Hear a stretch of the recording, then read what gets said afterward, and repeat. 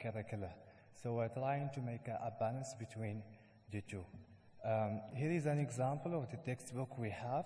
In each term, we are expected to be having one textbook. So this year we'll be having 3 parts. Here is an example of the units. Here we have Islamic week grade 7. We are having in each term 3 units, and in each unit we are having from 4 to 6 lessons. And here is the most important part, summative assessment. And in these assessments, we have a specific policy that requires that before each assessment, students must have enough time to prepare for their assessment. So we are given 2 weeks before each assessment.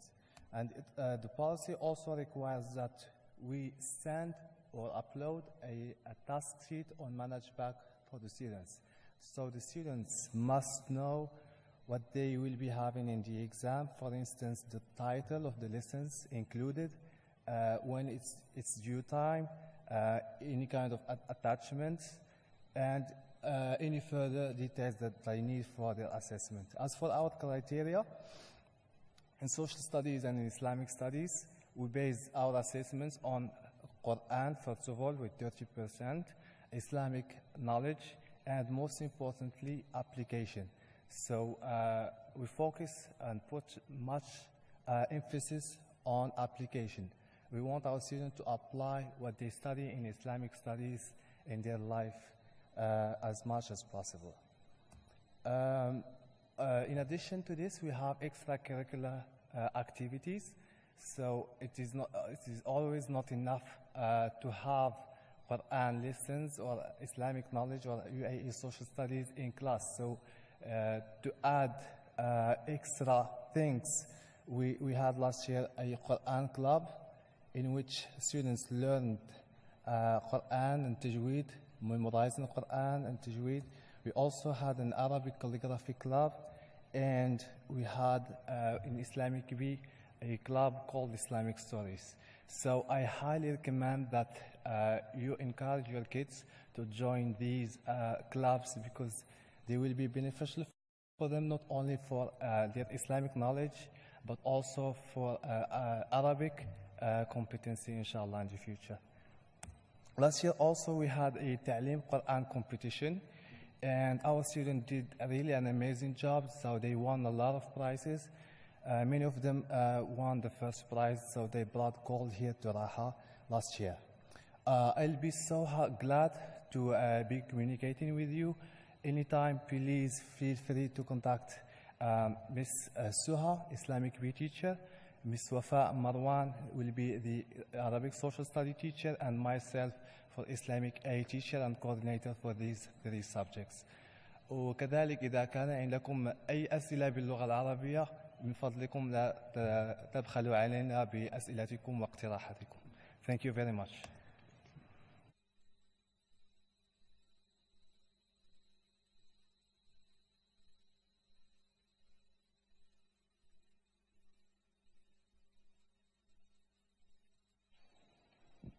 All right, thanks, Abdul Latif. So while I'm setting up for my session, can I just make sure everyone gets a pencil and one of these? Remember, when I'm presenting, you do work.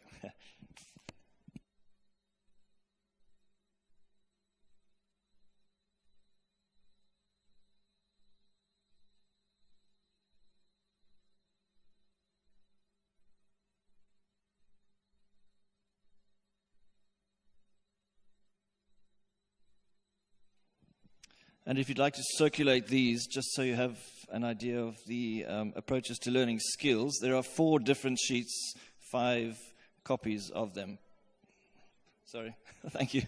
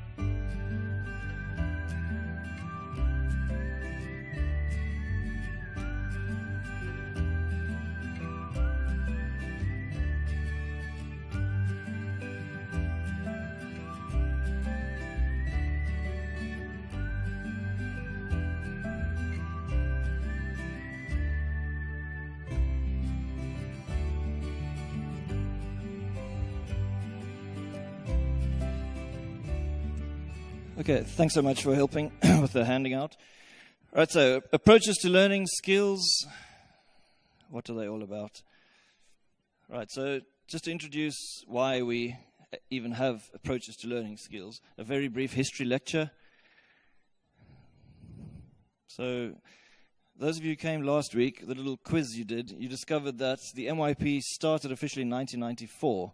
The idea of the MYP was conceived in 1980 or around 1980. And between then and the start in 94, all the ideas surrounding this new way of teaching were that. Okay, all about learning to learn skills. And these were soon changed to approaches to learning, or ATL. So the whole point of having ATL as a component in the MYP, one of the driving components of the MYP, is really to provide the skills base necessary for students to become what we call a self-regulated learner. It sounds like a bit of a utopian idea, but rather aim high. So what does a self-regulated learner look like by the time they finish school, you might ask? Okay, so they are technically, according to the IB, a self-regulated learner can learn effectively in all these different situations.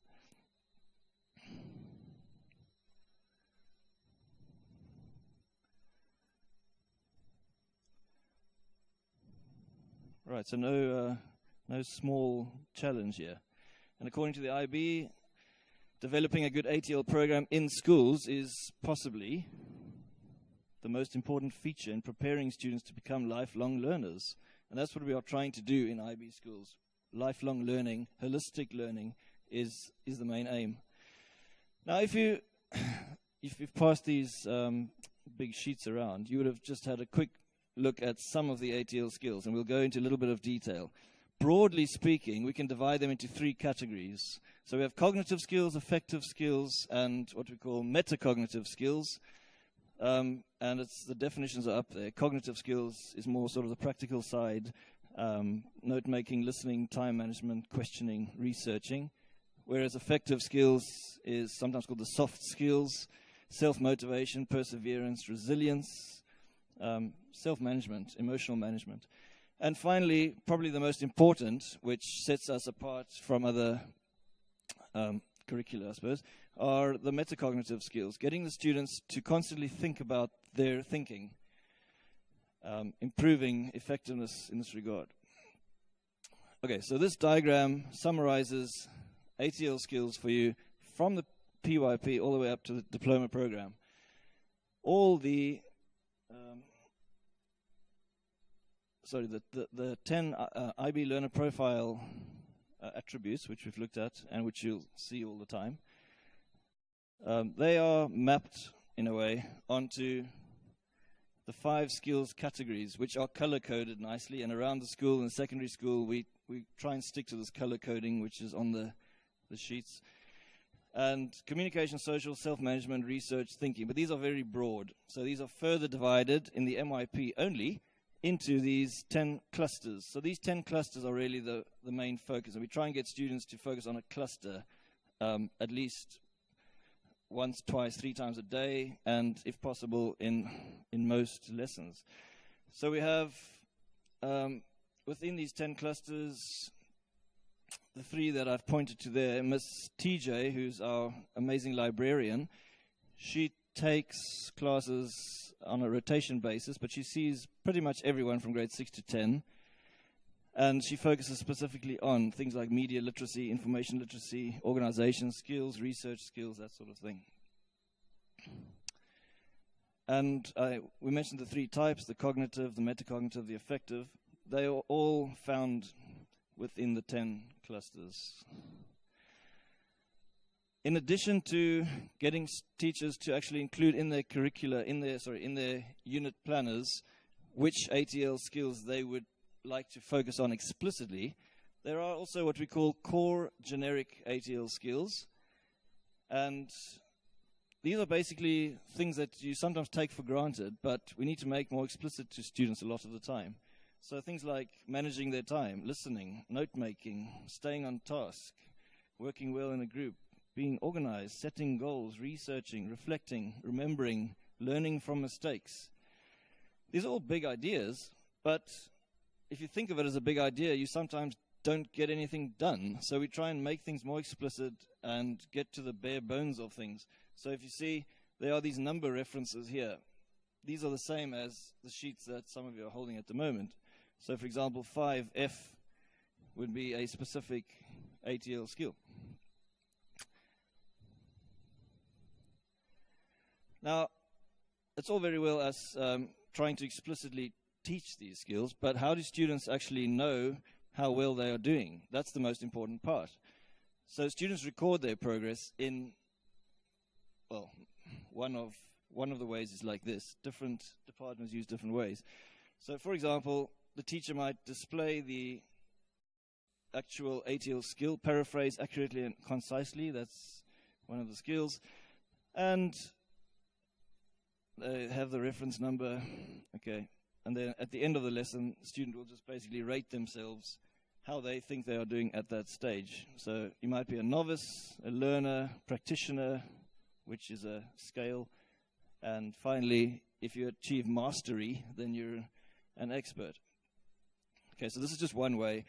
English does it a different way, which is an amazing way. Arts do it a different way. Design does it a different way. Maths pretty much uses this.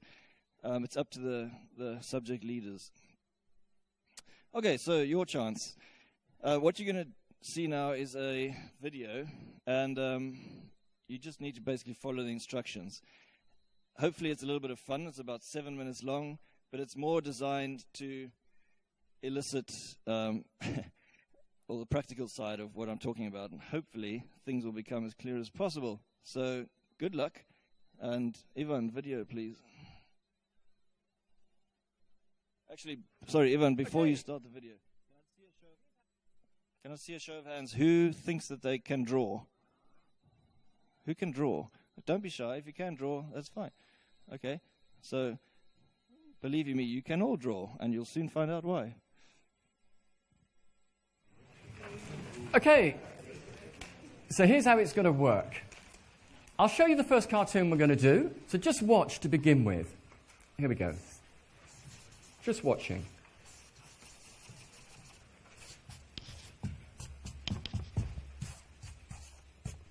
That's going to be our first cartoon. It's a character called Spike. So I'd like you to draw along with me. So I'll draw the first line, you draw, and when you've done that, look up, and I know you're ready for the next line. Okay, here we go. Start with the nose. Now, the eyes, they're like 66s or speech marks. That's it. Next, the mouth. Nice big smile. Now, over here, the ear. Next, some spiky hair. Next, put the pen to the left of the mouth. Little line like that. Pen under the ear. Drop a line like that.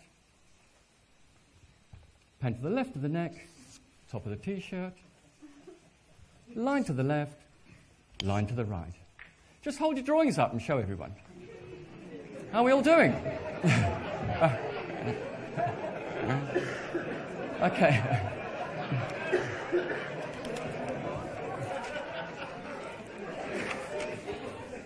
Okay, fantastic. So, it looks like you've just learned to draw one cartoon, but you've actually learned more than that. You've learned a sequence that would enable you to draw hundreds and thousands of different cartoons, because we're just going to do little variations on that sequence. Have a go at this. Draw along with me. Nose.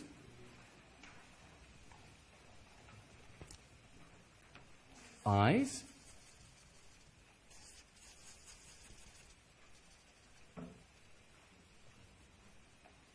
Smile. That's it. Now some hair.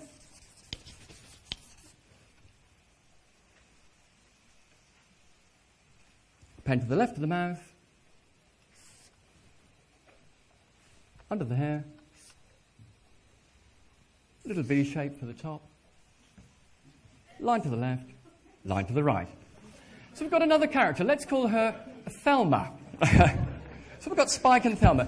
Let's try another one. Here we go. Another little variation, getting the idea. Starting with the nose. But this time we'll change the eyes slightly. Look, two circles together like that. That's it. Then, two little dots in for the eyes. And this time, we'll change the mouth slightly. Watch. Little circle coloured in there. Have a go at that. Next, the ear. Now we'll have some fun with the hair. Watch. Some nice curly hair. Then same thing, pen to the left of the mouth. Little line like that. Under the ear, drop a line. Top of the t-shirt. Line to the left. Line to the right. I think we'll call him Jeff. We'll do one more. One more go. Here we go. You're getting the idea. So we'll start with a nose again. Notice we're doing little variations. Now we'll change the eyes so we've got them apart, and we'll put some little dots in like that. Next, the mouth slightly different. Let's put a little V shape like that. Triangle. And a little line across, and we'll just colour this little bit in. Now watch this bit carefully. Some hair. Watch. Here we go. A little line like that. Next, a bit more there. And watch, a couple of triangles to make a little bow. Triangle at the bottom, rest of the hair. Pen to the left of the mouth again. You get the idea. Drop a line for the neck. Another V shape. Line to the left. Line to the right. There we go. Let's call her Pam. So you've done 4 cartoons. You can have a little rest now. Take a rest. You're getting the idea. All we're doing is little variations. We could go on. I'll just demonstrate a couple to you. We could go on all day, couldn't we? You could do someone looking unhappy, a bit like that. Or you could experiment with perhaps someone who's, just draw a straight line. Someone looking a bit fed up. Or perhaps you could do anything you like, really. Just try things out. Look at this. Little squiggle. There we are. So all sorts of things we can do. Actually, one more I'll let you do. One more idea. This is a great little technique. Have a go at this. People with glasses on. Just draw a nose a bit like Spike's. Next, draw some frames. So 2 circles like that with a little bit in between. Now, just put some dots inside for the eyes like that. Next, the ear. So it's a little bit like we did before. But this time, we'll join up the frames. That's it. Watch this bit.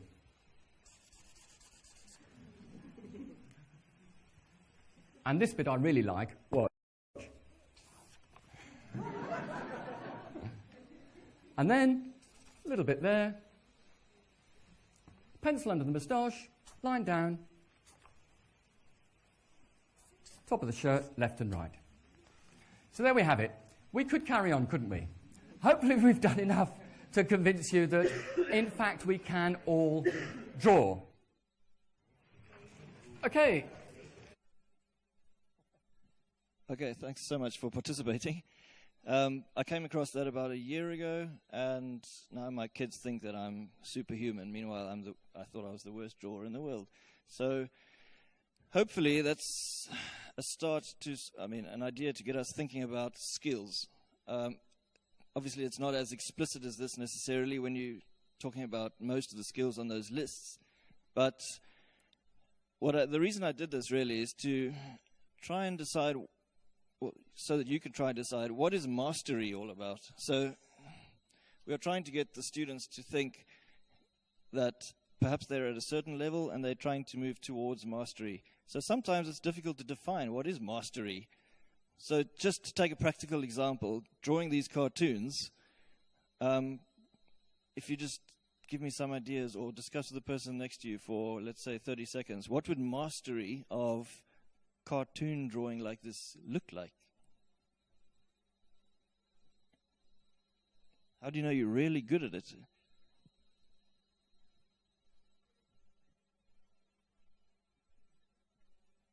Any ideas? There's no right and wrong answers here. Just brainstorm.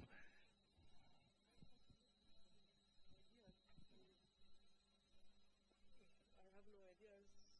I mean, no imagination for the cannot do it, so it doesn't get to focus to master it or not. Okay, so students require imagination to make little adjustments to the different cartoons. So what about if I said to you, try and draw Spike facing the other way, or looking straight, or looking up, or draw Spike playing tennis, or draw Spike looking sad?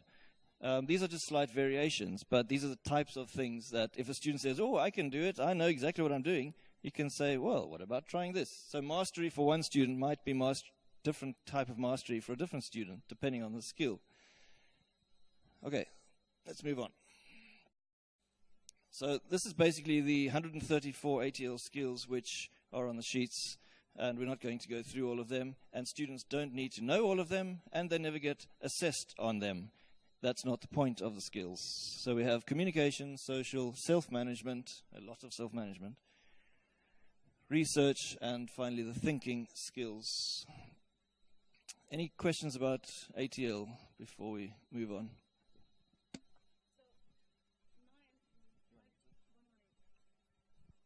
One of the things that really make me think about the IB system mostly is in math. So when we say mastery in math, is there a variation from one student to another when it comes to mastery, or is there like a certain criteria that you reach in order to say that, okay, these students have all mastered this concept? So math is one of those things where we need to make, I mean, me as a mom, I need to make sure that my child is at the same level as another student in another school when it comes down to the skill set and the speed and a lot of things. I think you understand, especially for college and engineering, and you know, if they're going to go into some kind of engineering. So how can you explain that to me when it comes to mastery? Okay, so I should know. So I was head of maths for 6 years here. But so basically, in the four criteria, the A, B, C, D, criterion A is sort of your traditional testing. So if they can get a level 7 or 8 on criterion A tests a lot of the time, they have exceeded grade level. So you can think of them as mastering and even exceeding. Level 6 is, actually even level 5 is exceeding. Level 4, according to ADEC, which we don't know if ADEC's going to be the main player for much longer, but ADEC sets boundaries as a level 4 is basically the level that is expected. Anything above level 4, so level 5, is exceeding expectations. So yes, obviously every student is different, but if they're achieving level 6s, 7s, and 8s on many of their criterion A tests, you know they are. No, I'm just talking. No, it's not. There's no standardized testing that I'm talking about here. This is the normal curriculum testing, which is on the same level as other schools. So, yeah, there are standardized tests as well. Someone put a question on the Padlet, and I answered it the best I could. But I mean, we have MAP testing, chem testing. Mr. Nick is in charge of all standardized tests. And if you would like to know how your child has done compared to anyone in this region, compared to anyone in the world, he has all this data. So it is possible to find it out. To be honest, I'm not actually sure how much is actually published to parents. So if it's not and you want to know, please make sure you either send me a message or Mr. Nick Gray.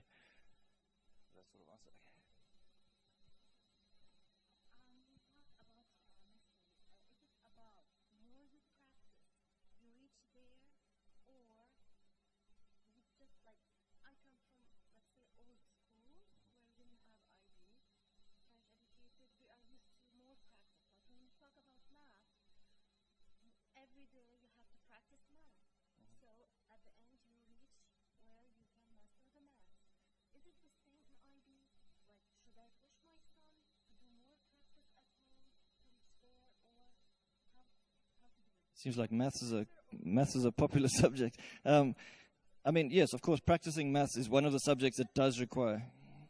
Yeah, certain subjects have different natures. Some require a bit of rote, but we don't focus so much on that. It's all within conceptual understanding.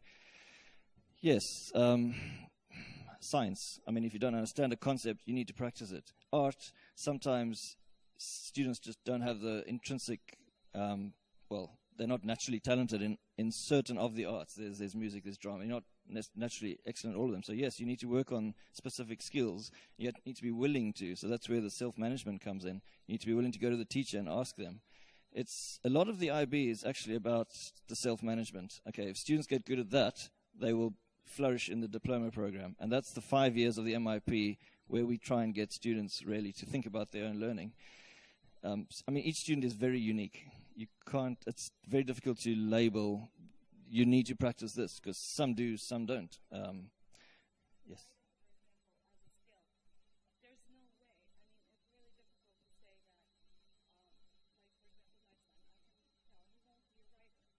for example, my son, I can tell he won't be a writer. And some other child will have that in them where they will do very well at writing. So they will master the writing skills and be very good at writing and give you a very nice product. My son will probably reach the criterion the IB needs.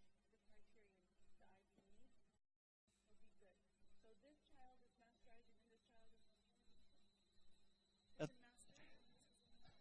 That's a good question. Technically, I suppose no. The one child is not going to master it in terms of the actual definition of mastery, but for them, at least they're seeing improvement.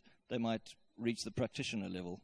We're not going to call them a master of it when the other child can write like a journalist. So, yeah, once again, it's up to each individual child. The skills is just a framework for us to use. It does get messy. It's never perfect, but it's great when it's done in all the classrooms, and I walk around and I see different teachers using the skills. And the messier, the better, to be honest. Getting students to actually think about their learning, that's the whole point of it. Okay, so basically for the interdisciplinary units, the IDUs, currently in grade 6, or let me just rewind a little bit. So each grade level has to do one IDU. It would be nice to do more, but not necessarily time or resources, because it takes a lot of planning. So we get 2 departments together and they plan an interdisciplinary unit in a totally different way to the way they plan their own units in their own subject. So, for example, grade 6, currently we have a unit called Legacy of the Ancients, which is individuals and societies, otherwise known as humanities, with the English department. And to give you a brief look at what it's all about, basically they take on the role of a writer for Archaeological Teen magazine. And as you can see, they research and write a feature article. So they're using historical evidence from the humanities side, cultural evidence, English, and they focus on format and tone required for a feature article. So we're getting budding young journalists in place here. And grade 7 at the moment is PHE or PE and science. And I'll just let you read that.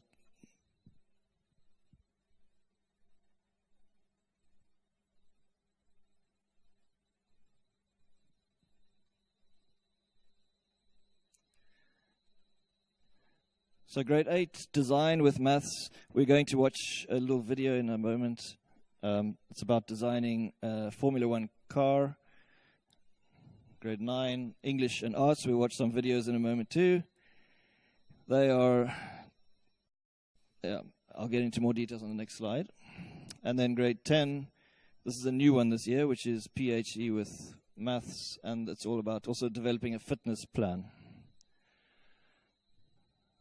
Okay, so firstly, looking at the grade 9 IDU, students had to create a trailer for a fictitious movie based on one of the themes from Macbeth. So the English side of things is the theme from Macbeth. And then, as you probably know by now, grade 9 and 10 have chosen their art. So it's either a drama class, a music class, or a visual arts class.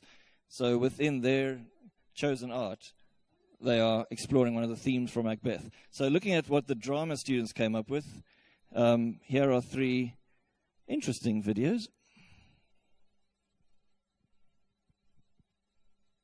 Trailers.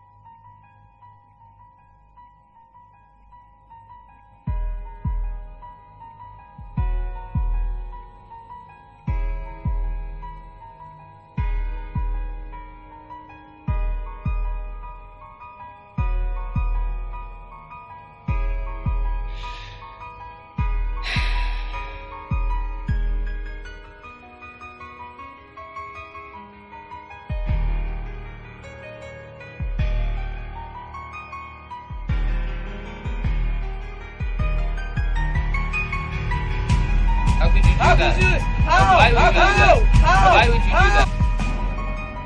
How could you do it?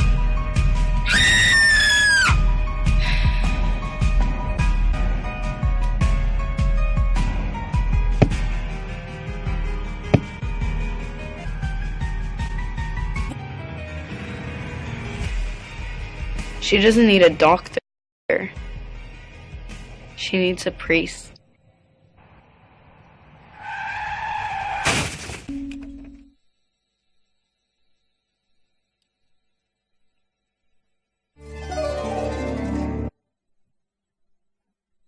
Okay, so our students are quite normal, actually. Okay. Right, then grade 7. No, that should actually be grade 8, sorry, my mistake. Grade 8, maths and design. Using knowledge of volumes and surface area in designing an F1 car using software, CAD software. So Ivan is going to speed up this video. I don't think there's any music, but he normally comes up with some accompaniment. So just to give you an idea of the process they go through, it's probably more of a design focused with the maths sort of thrown in a way.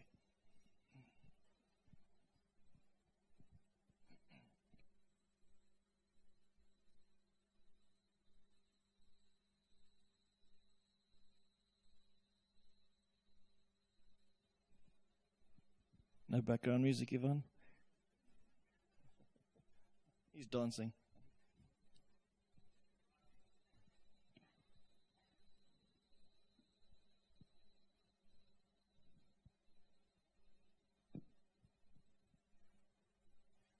So some of you might have come across the company F1 in schools. It's been going for probably nearly 10 years now. And they get students in schools to design these little cars, which are sort of polystyrene kind of structures, and then they take it to this place where they stick it on a truck, and they shoot pressurized air into it, and they time it, and it gets international. I mean, they actually get winners who go to international competitions all over the world. So it's quite a big thing.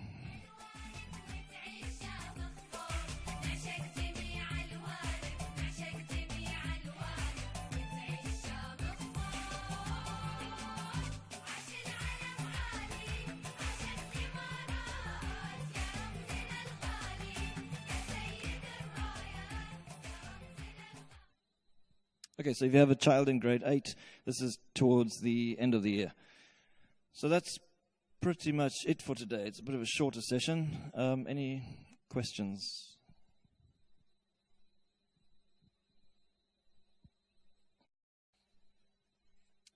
If you didn't get one of these last week, I know I've emailed it a couple of times, but it's just a summary of all the timings if you'd like to take one of these. And if I could have these big sheets back, please. But please keep your drawings and make sure you put them on your fridge. Okay. All right, thanks so much for coming. And I'll try and make sure next week's, sorry, not next week, 1st of October is the next one. And I'll make sure you know exactly what time that is.